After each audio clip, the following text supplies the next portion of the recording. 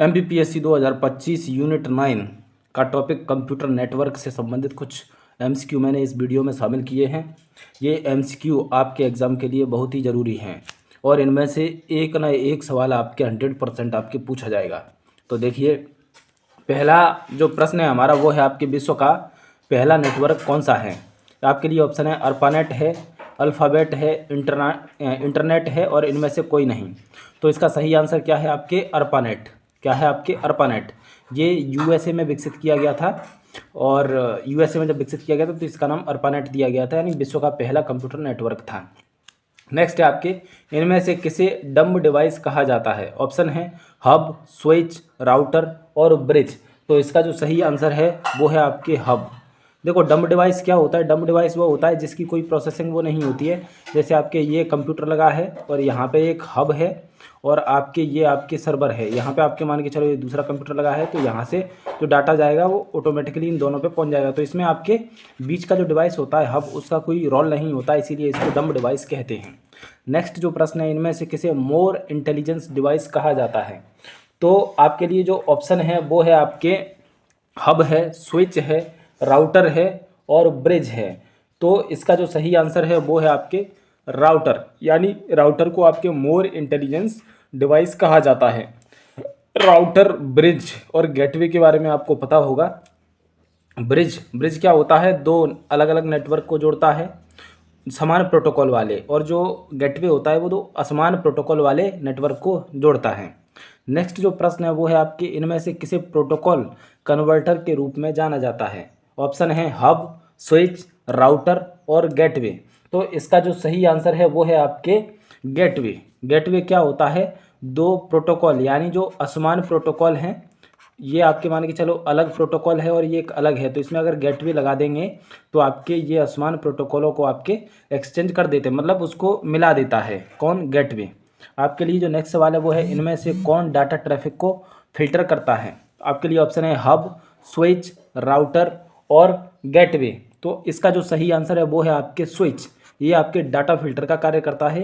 ये हब का ही एक एडवांस वर्जन है, कहो तो जैसे यहाँ हब लगा है ऐसे यहाँ पे स्विच लगेगा, तो यहाँ से जो डाटा जाता है सर्वर से वो आपके फिल्टर होके जिस डिवाइस पर जाना है उसी पर जाता है। तो वो काम कौन करता है, ट्रैफिक कंट्रोलर का काम स्विच करता है। नेक्स्ट जो ऑप्शन सवाल है आपके लिए, इनमें से कौन सिग्नल को रीजनरेट करता है। तो ऑप्शन है आपके हब, रिपीटर, ब्रिज और गेटवे। तो इसका सही आंसर है आपके ब्रिज। ब्रिज क्या होता है, जब सिग्नल वीक हो जाते हैं तो वहाँ पे आपके रिपीटर को लगाने से सिग्नल की स्ट्रेंथ बढ़ जाती है और उसे दूर तक भेजा जा सकता है।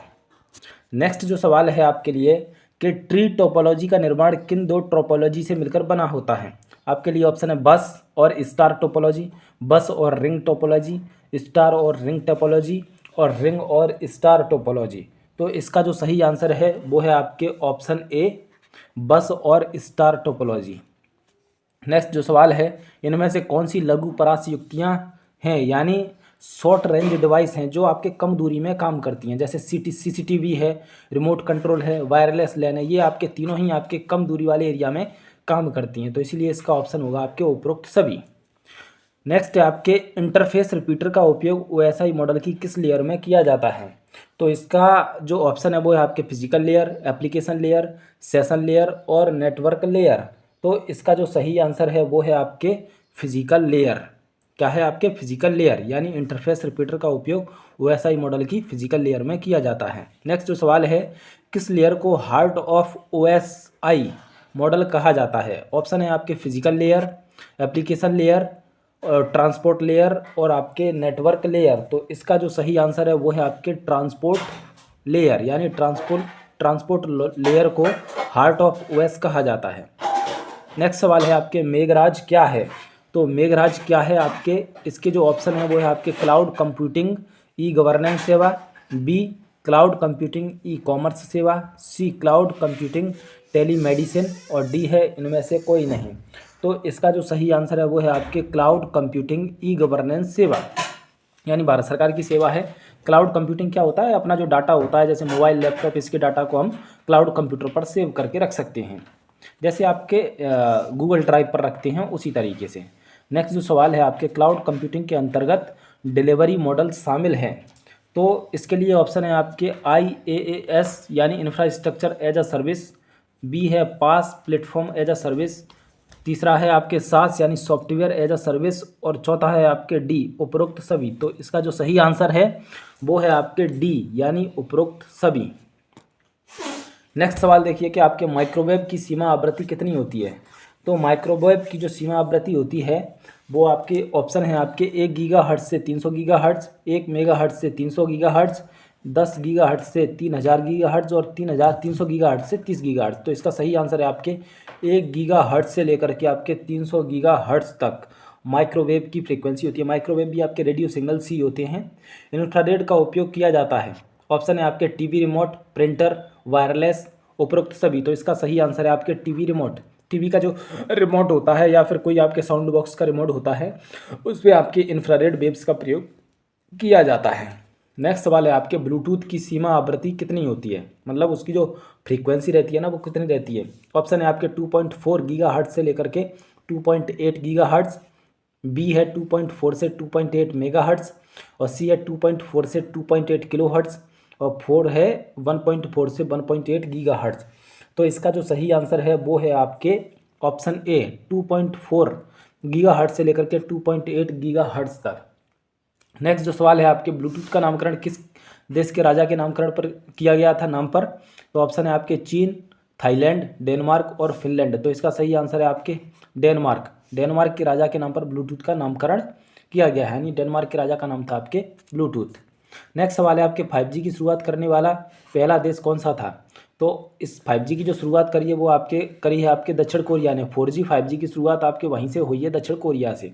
आपको बता दूं सैमसंग जो कंपनी है वो आपके दक्षिण कोरिया की ही है, LG कंपनी भी आपके दक्षिण कोरिया की ही है।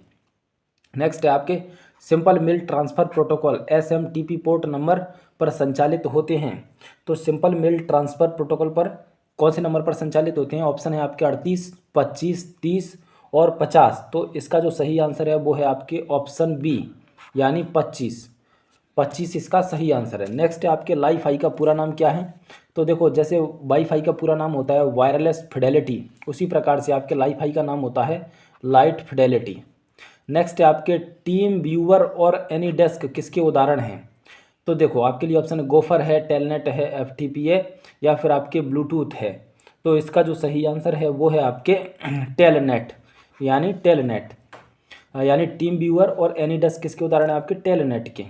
नेक्स्ट आपके इनमें से कौन सा प्राइवेट नेटवर्क है, इंट्रानेट, एक्सट्रानेट, इंटरनेट, और इनमें से कोई नहीं। तो देखो इंट्रानेट होता है ना वो इंटरनल, यानी कोई भी आपके प्राइवेट फर्म है या कंपनी है उसके जो इंटरनल कर्मचारी हैं उनके बीच में आपके इंट्रानेट नेटवर्क का प्रयोग किया जाता है। नेक्स्ट है आपके BSNL की स्थापना कब हुई थी। तो BSNL कंपनी की स्थापना 15 सितंबर 2000 को हुई थी। नेक्स्ट जो सवाल है स्टारलिंक प्रोजेक्ट का संबंध किससे है। तो स्टारलिंक ये एलॉन मस्क का प्रोजेक्ट है और इसका जो सही आंसर होगा दूर दराज क्षेत्रों में इंटरनेट सेवाएं प्रदान करना है। यानी दूर दराज इसमें क्या है सैटेलाइट छोड़े जाते हैं आसमान में और उन सैटेलाइट के थ्रू कम्युनिकेशन स्थापित किया जाएगा। इसमें क्या है टावर की ज़रूरत नहीं है, डायरेक्ट आपके सैटेलाइट से मोबाइल को कनेक्ट किया जाएगा। तो स्टारलिंक प्रोजेक्ट में क्या है दूर दराज क्षेत्रों में इंटरनेट सेवाएँ प्रदान करना। नेक्स्ट सवाल है आपके स्टेनोग्राफिक तकनीक का उपयोग किया जाता है डेटा छटाई में, डेटा इंक्रिप्शन में, डेटा कंप्रेशन में और डेटा हाइडिंग में। तो इसका जो सही आंसर है आपके डेटा हाइडिंग में। ये MPPSC टैक्सेशन असिस्टेंट 2022 में पूछा भी गया है। स्टेनोग्राफिक्स तकनीक का प्रयोग किया जाता है डेटा हाइडिंग में। तो इस प्रकार हमने 25 प्लस आपके मोस्ट इंपॉर्टेंट सवाल लिए थे जो MPPSC एग्ज़ाम 16 फरवरी के लिए आपके बहुत ही ज़्यादा महत्वपूर्ण है। आगे भी हम ऐसे वीडियो लाते रहेंगे, हमारे चैनल को फॉलो कर लीजिए।